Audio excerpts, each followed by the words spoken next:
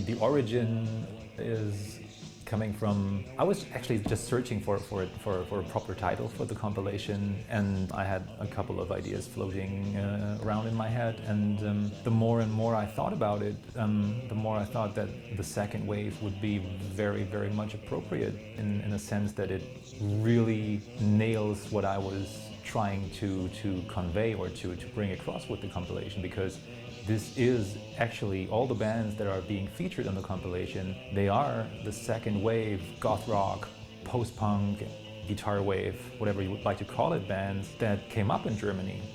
Well, I think that the most important and the most famous one would be Rosetta Stone, because I think they were on the verge of becoming really popular and really huge. And a couple of the other bands that immediately come to mind would be Van Damien, Children on Stun. Of course, you have to name Nosferatu. I think these are probably the 4 or 5 biggest bands to emerge out of the second wave of UK.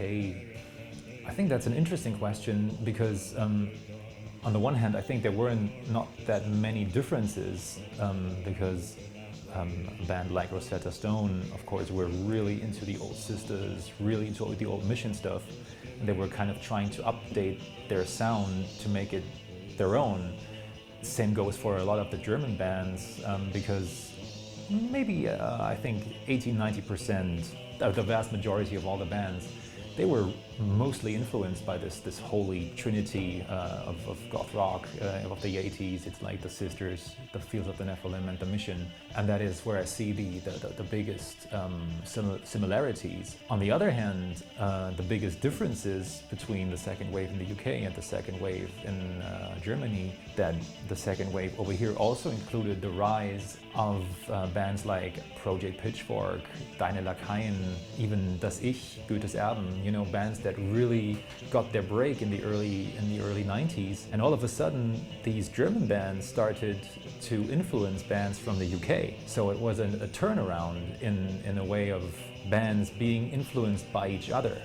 I think that especially with the 23 bands that are being featured on the compilation, is the majority of them heavily influenced the founding fathers of that whole genre, whereas the German bands of the 80s, the biggest one possibly being X Mal Deutschland, but also the other obscure bands like Stimmen der Stille, Belphegor, They Fade in Silence, Zweite Invasion, Klopferbande, Aus 98, etc.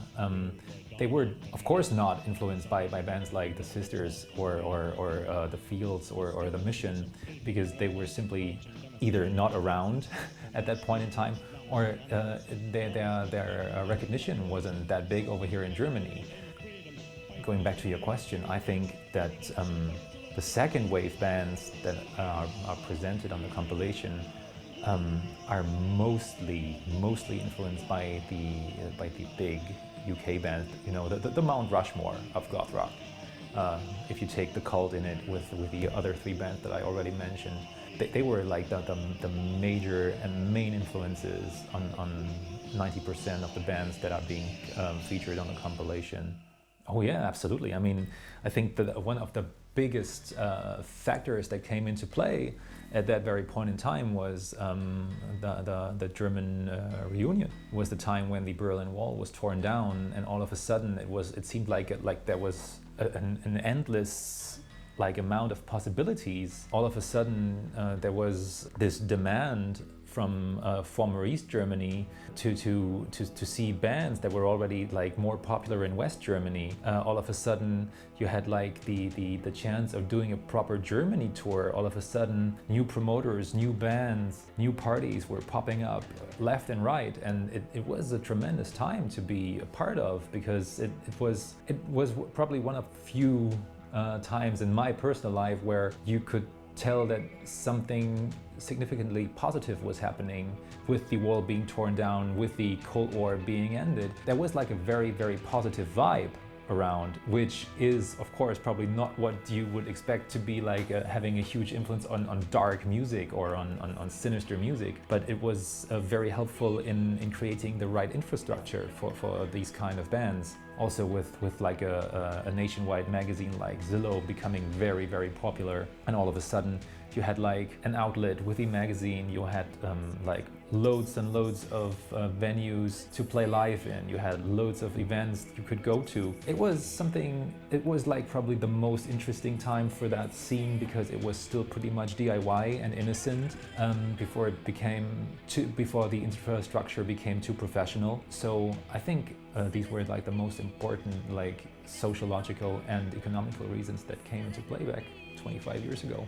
Oh, that's easy. I mean, I actually, of course, had to include the biggest names. Probably would be Love Like Blood, Secret Discovery, The House of Usher, and most likely Catastrophe Ballet, because they've been around, and some of them are still around after so many years, 2.5 decades later. Some of them quit playing live, or some of them, or for example, Love Like Blood had their big farewell show 5 years ago at the Wave Gothic Treffen, but those 4 or 5 names are definitely the most well-known and recognizable ones in the whole compilation.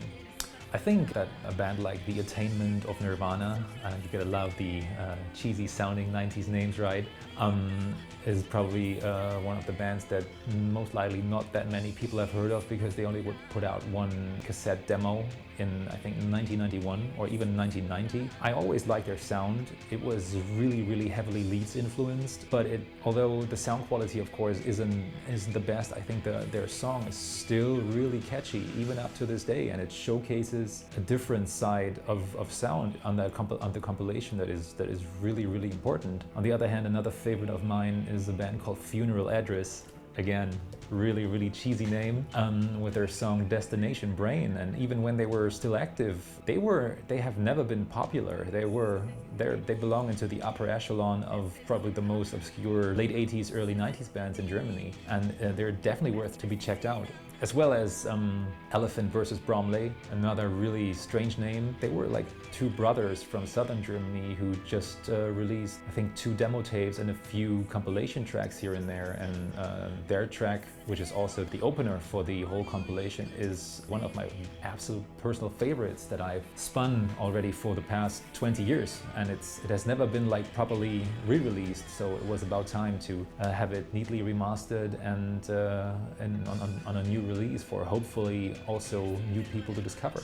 Well, out of personal reasons, the first one that comes to mind is the legendary Zwischenfall Club in Bochum, which has been probably one of the most vital parts of the scene, especially up until the mid to late 90s, because loads and loads of bands play there. Not only the majority of the bands that are being featured on the compilation, but also loads of the other like scene bands that have got nothing to do with guitar music or rock music or whatever.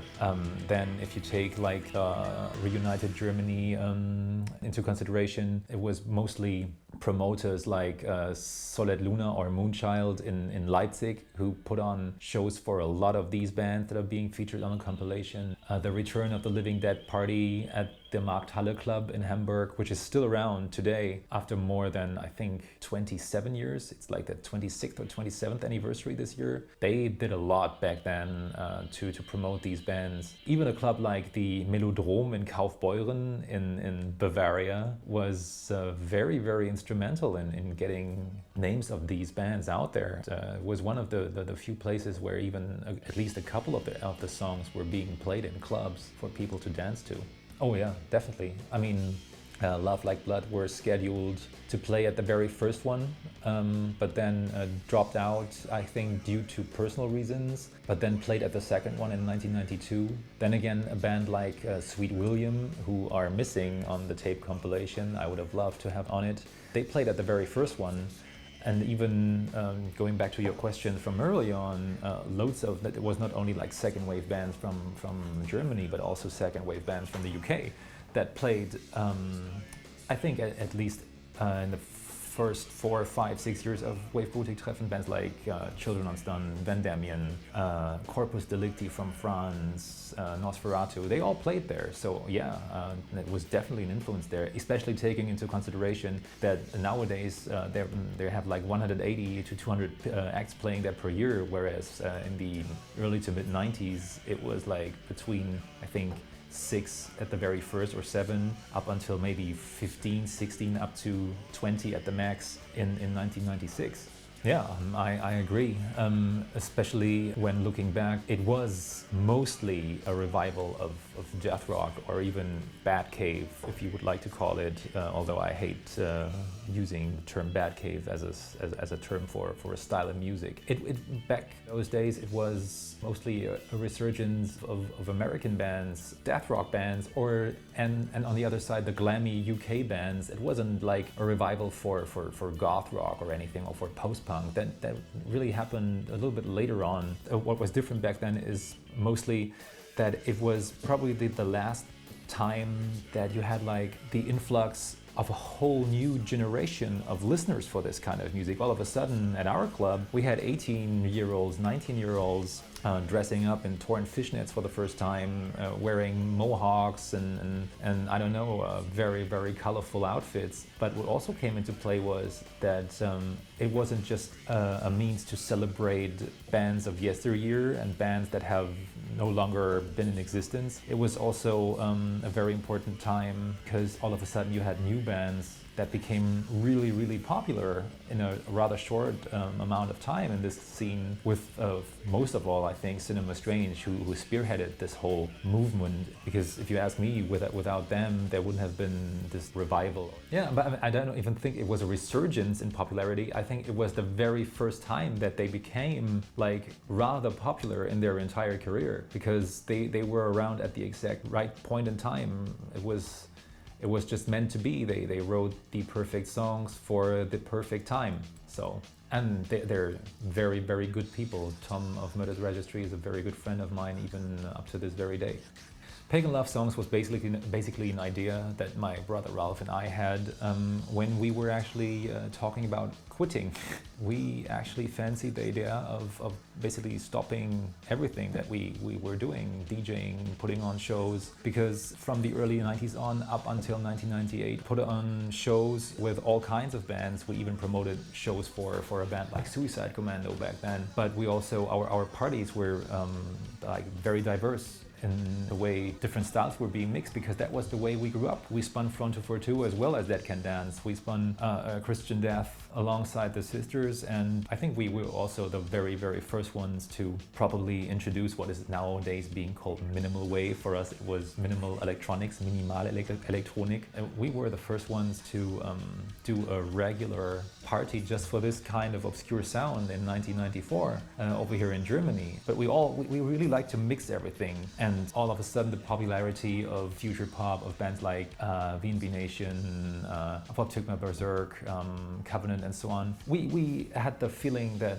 the overall music in the scene was taking a turn into the wrong direction, and that is why we were contemplating to quit. And when talking about this, we had that idea of going completely back to the roots, completely back to our own roots, and just doing something that is solely targeted for these old school people, because we were talking about this in 1998, so that was 18 years ago. There weren't any new bands around at that time. Interest died down really, really heavily, and it took us more than 8 months or even 9 months in preparation before we started in late August 1999 with the very first edition of Pagan Love Songs at the Zwischenfall Club in Bochum. And it was, the first night was magical because the feedback was overwhelming and the club was packed, and all of a sudden we started doing this on a monthly basis, and all of a sudden we got in touch with all these new bands that were also coincidentally popping up overseas in the US, mostly in the LA area. We got in touch for the very first time with our dear friends of Release the Bats. We got in touch with Cinema Strange. We were instrumental in getting a record deal over here in Germany. We put on their very first show over here. We put on the very first show over here for the D-Band, for Diva Destruction, for Anti-World, you know, for all these really, really nice and cool bands from overseas. And Pagan Love Songs really helped not only in building our own, whatever you would like to call it, reputation or whatever. It's also a very, very important time in my life in terms of I've met so many great people along the way, and I've made so many international friends throughout the years just because of the fact that we decided back in 1998 to give this club a try, or this idea a try, yeah, it's probably still the biggest and best thing we ever came up with. I think the term grufti is, if you would literally translate it to English, you would have to call someone a tombie, you know, because the gruft is a tomb. At first it was probably used in a very downgrading, derogatory manner by people who saw these pale people on the streets.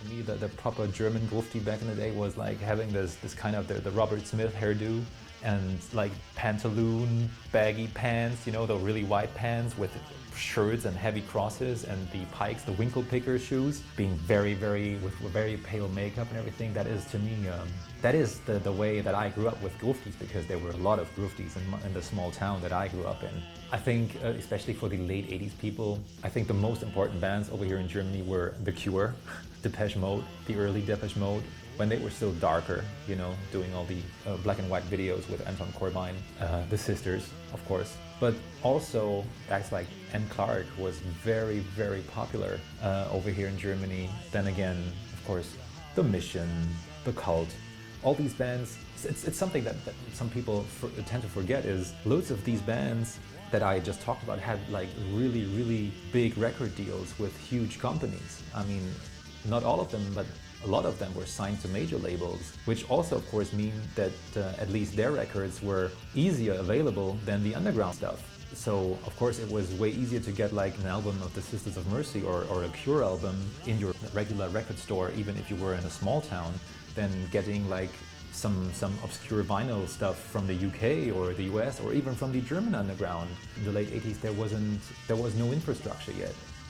My first, or the biggest amount of input in terms of, hey, listen to this, hey, listen to that, or give this a try, was due to my close friends. You know, it was basically just tape trading or driving with them to clubs and listening to music while driving 100 kilometers to the Zwischenfall, for instance, where I heard so many great songs for the first time. I remember hearing A Day from Klein auf Seymour for the very first time when I was probably, I don't know, 13 years old, sitting in the back of a car full of gruftis, you know, going out on a Saturday evening, and it was blasting through the speakers on the radio while driving there, and I was blown away. I was like, wow, what is this? What is this?